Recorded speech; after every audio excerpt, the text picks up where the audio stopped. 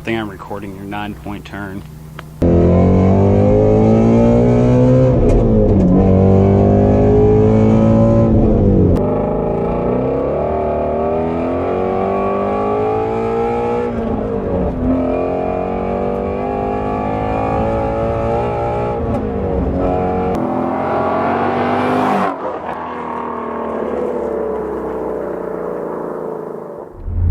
Hey, what's going on, guys? Brandon here with Exotic Cars 19, and time really flies, doesn't it? I can't believe I'm in the GT350 2 years after purchasing it to this day. It just boggles my mind a little bit knowing that the 2 years went by that fast. I really do feel like it was yesterday. I know that's cliche, but I really do feel like it was yesterday where I was carefully driving it home, watching all corners of the car, being really careful on my first drive ever. And now kind of ripping through 2 years later, I just really feel like I don't know where the time has gone, but here we are. Before we get into it, guys, I have to give a huge thank you and a plug to Bespoke Paint Protection Film and Window Tint, because if you guys follow me on Instagram, you guys might see that my Raptor got broken into. Not my idea of a good time, but such is life.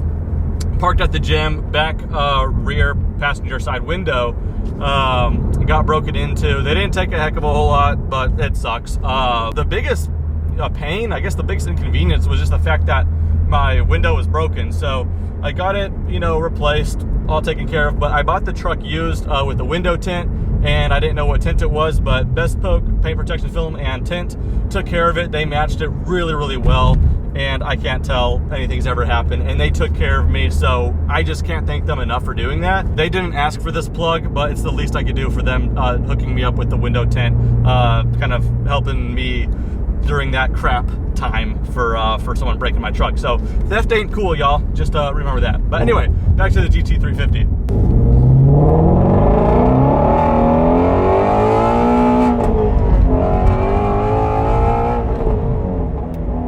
So yeah, 2 years with the 350, and don't kill me, guys, but not a whole lot of miles. A big part of that was just a little over a year ago buying the Raptor and having that my daily.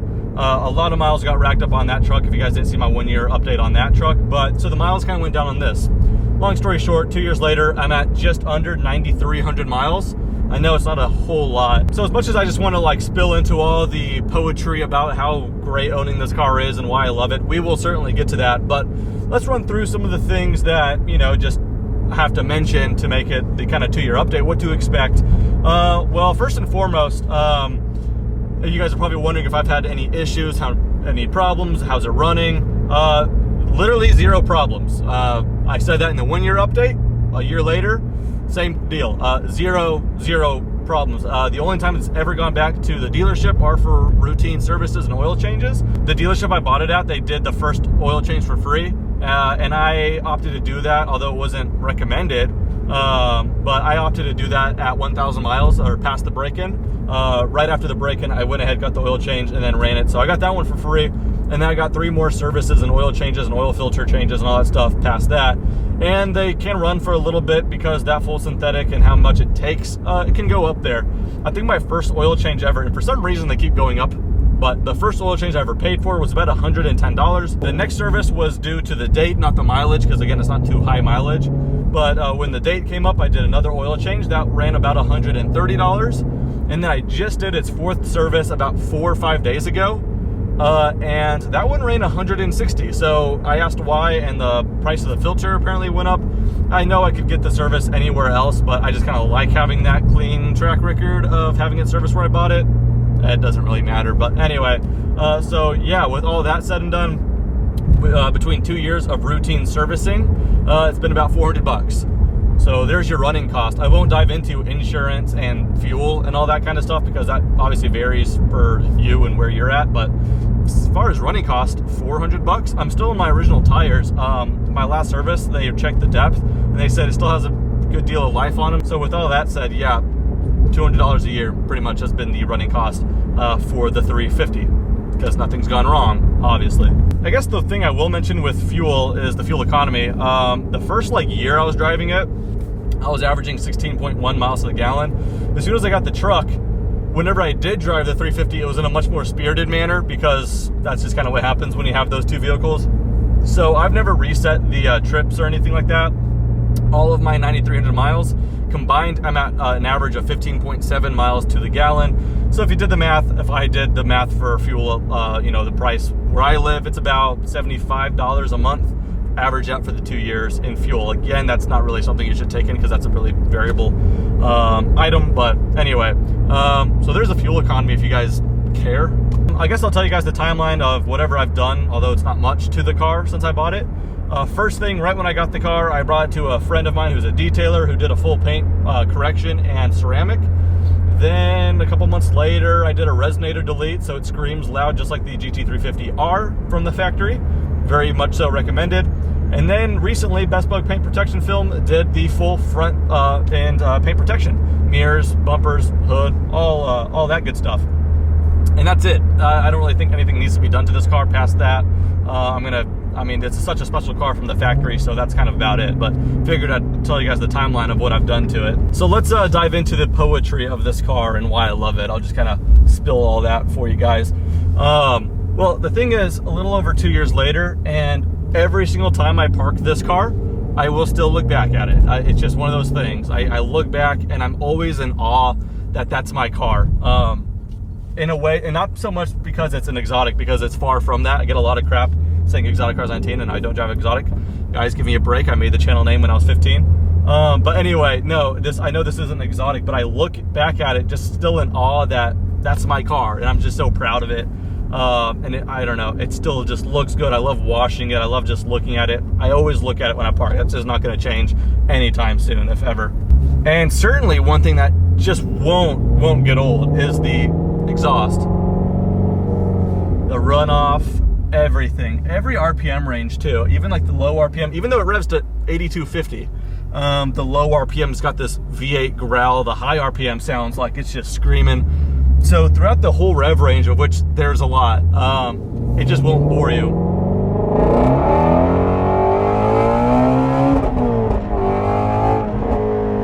I think the camera got shifted around a little bit on that pole. Hopefully that's good enough. I don't really know. But anyway, although I've been driving the car for 2 years, there's still parts of the exhaust that surprise me. Like, I will be windows down because the weather's nice, and I'll just have a guardrail next to me, and if I just do like a really light downshift, it'll just pop like a gunshot, like randomly, and I get so caught off guard. It still surprises me, some of the things I'll do, but it sounds so good.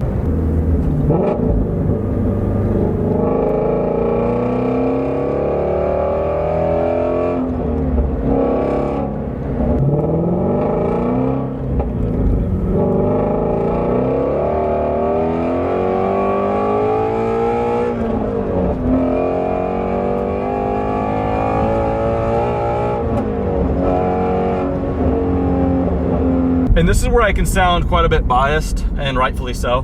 But I've thought about it through and through, obviously before I bought the car, and certainly once I own it.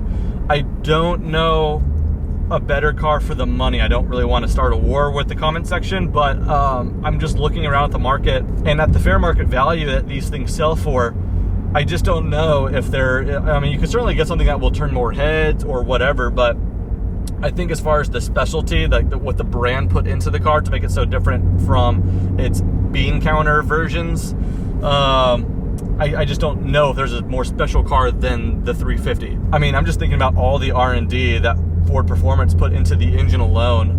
This still is the most powerful naturally aspirated V8 or engine in general Ford's ever put into a road car. The new GT500 is the most powerful engine they've ever put in a road car, but it's got the supercharger. So naturally aspirated, this thing is still up there, and who knows how long it's going to hold that title. Maybe for a little while longer. It's had it ever since 2015. Just the fact that you could pick these up for under 50 grand now, it's a bit absurd. Sure, I've taken a little bit of a depreciation hit, a decent one actually, because I bought it new, but I'm at the point to where I really don't care if it's worth 35 or 75. I don't want to sell it, so I guess the market really is like null to me. Which is a good position to be in. That's what shows you really got the right car.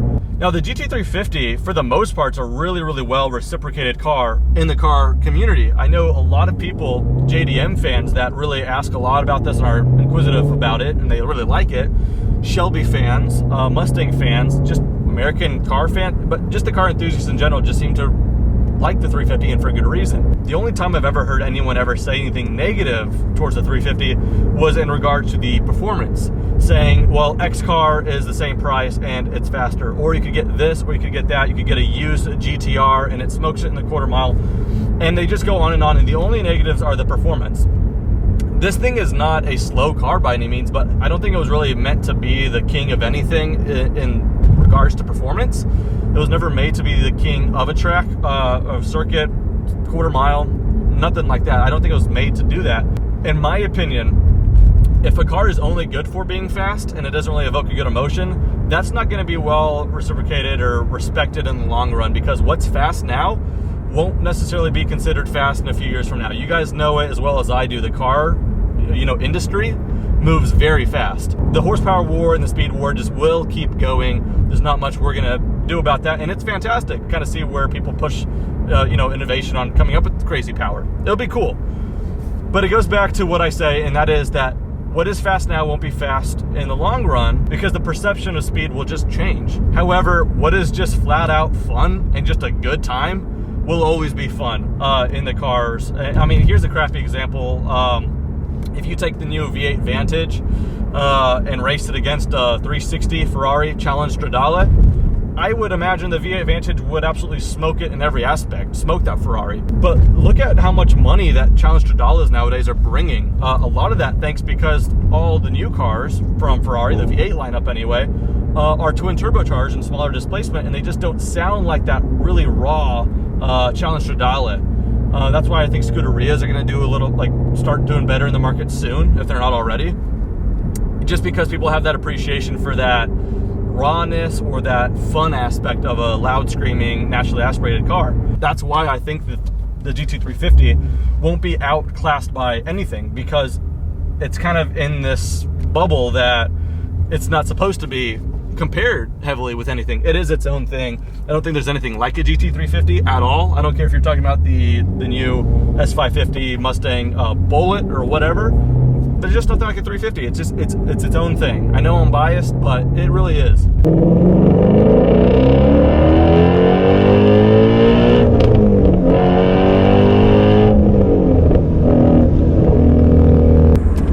Got an underpass here, so you know I have to.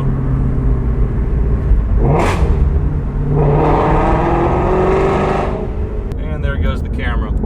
Now, I don't know if you guys can hear that, because, I mean, the sound deadening's really good in this thing, so when I roll the windows down, that's when I realize, like, Jesus, that's what I'm doing to people. But on the downshifts, it's got a violent snap. Let's do it again.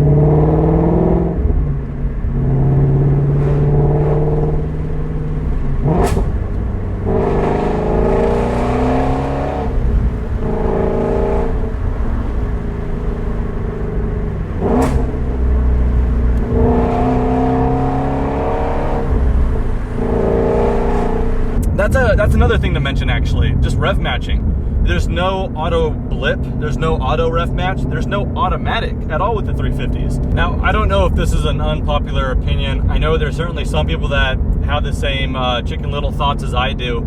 The same ones that kind of, influenced me to buy this car in the first place. But, don't get me wrong. I like seeing where cars can be pushed in innovation and speed. But unfortunately, I really don't like some of the choices manufacturers are having to make right now.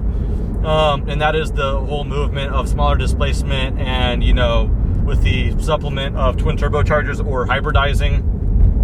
I'm just not a fan of it. A lot of manufacturers pull it off really well, and I am a fan of it, like the BMW M5 I just drove. I thought that was a great example.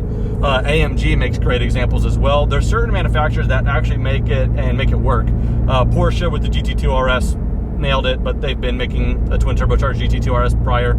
Anyway, without going too far into that, if you guys have the Chicken Little thoughts of, like, the sky's falling and manual transmissions going away, naturally aspirated, larger displacements going away, this car is just such a breath of fresh air. I really can't put that into words enough, or really evoke that emotion on video enough. If you guys have the opportunity to drive or at least ride in one, do it, just because you'll see what I'm talking about. And so, just for fun, I will ask myself, if I had to replace this car with another car, what would it be? The only time I could get a clear answer, guys, is when the value of that car is 4 times more than this car, and it just wouldn't make any sense. Well, for one, I don't have that kind of money. For example, a car I love oh so much, if you guys follow me on Instagram or just hear me every now and then on YouTube, even for the last few years, I love the GT3 RS of any generation.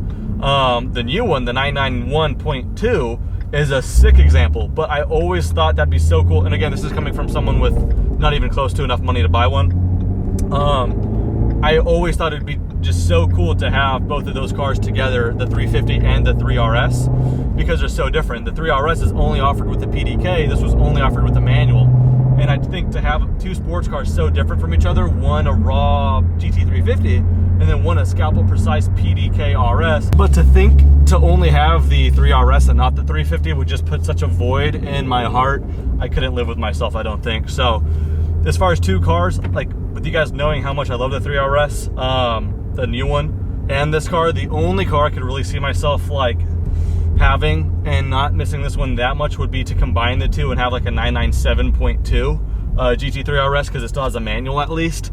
But who am I kidding? I would still miss this car crazy. But I'm mentioning cars that are worth like $170,000 to $270,000 here, okay? And all for a car that, you know, stickers for $60, or you could pick up for now for $50 or less. So that's kind of showing you what I think about this car. So I don't really know where else to go from here, guys. Yeah, in short, love this car more than you guys know. 2 years with it. Went by fast for sure. Guess that's what happens when having a good time. And so the next 2 years, I'm sure we're gonna fly by as well. But I plan to have this car for a very, very long time. So long, in fact, that hopefully if I get my greedy little paws on some more money, the next car will not be a replacement, but an addition instead. But thank you guys so much for the support over the last 2 years. If you guys subscribed for this car, or if you guys were subscribed prior, I certainly appreciate all the support. I think we're a little over 32,000 subscribers. And so I don't take that lightly. I think that's very, very cool, and I appreciate it very much. So thanks for all the support. You guys take care. See you on the next one.